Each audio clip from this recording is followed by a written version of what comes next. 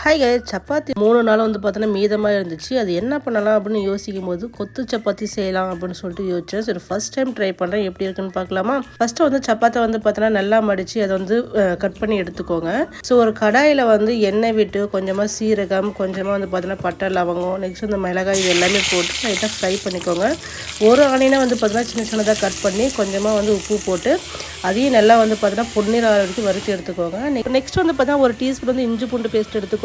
அதுக்கப்புறமா புதினா ஆட் பண்ணிக்கோங்க. தக்காளி வந்து பாதி இருந்தால் போதும். அன்றைக்குமே சேர்த்து நல்லா ஃப்ரை பண்ணி எடுத்துக்கோங்க. இப்போ வந்து மசாலா ஸ்டார்ட் பண்ணலாமா. கொஞ்சமாக மஞ்சள் தூள், மிளகாய் தூள், கரம் மசாலா, மட்டன் மசாலா ஆட் பண்ணாங்க. நிஜமாவே டேஸ்ட் வந்து அவ்வளோ சூப்பராக இருக்கும்.